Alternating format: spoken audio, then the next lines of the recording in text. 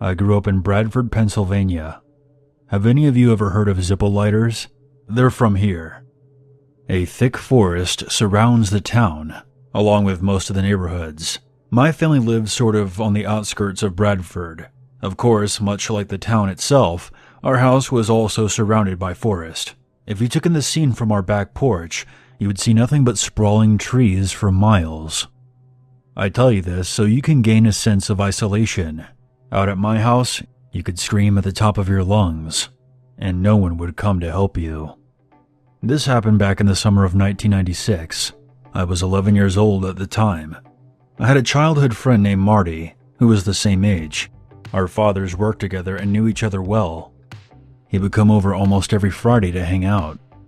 Marty and I found ourselves hiking through the trees as we often did.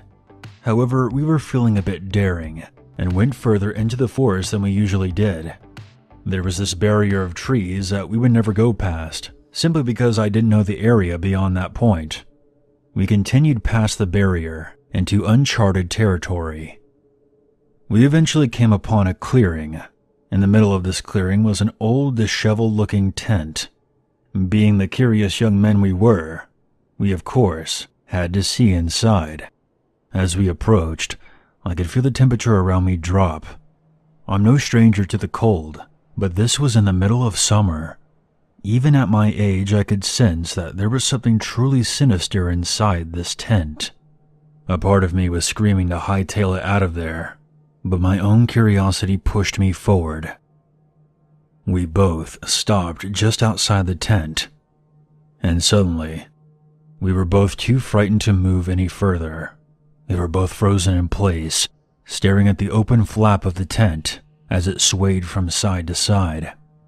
The sky seemed to grow even darker since we discovered this tent, and though we were standing directly in front of it, we could not see inside. What happened next is the reason that I still struggle with alcoholism. A dark hand slowly emerged from the tent's opening. It reached out to us, with long black nails protruding out from its fingertips. I'm not ashamed to admit that I pissed myself out of fear. The hand slowly turned and made a beckoning gesture with its index finger, and that's when Marty and I heard a deep, bellowing laughter from inside the tent. I don't remember much about what happened after that.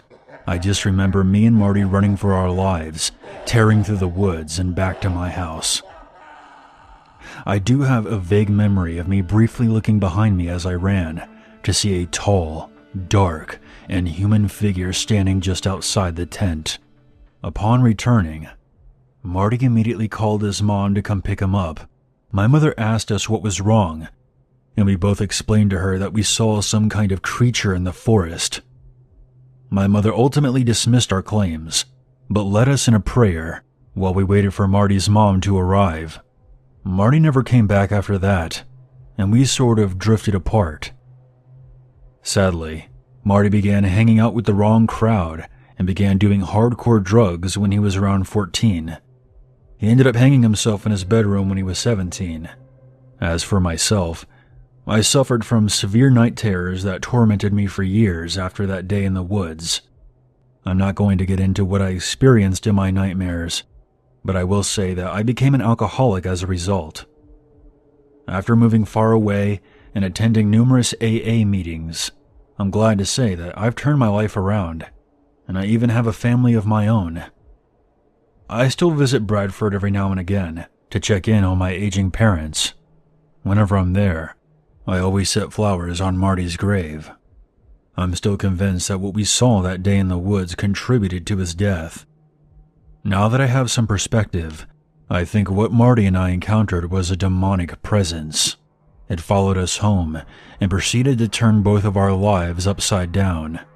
There were rumors of people worshiping Satan out there in those woods around the mid to late 90s. Perhaps they awakened something, and Marty and I just happened to be at the wrong place at the wrong time. 아직도 기다려 날 call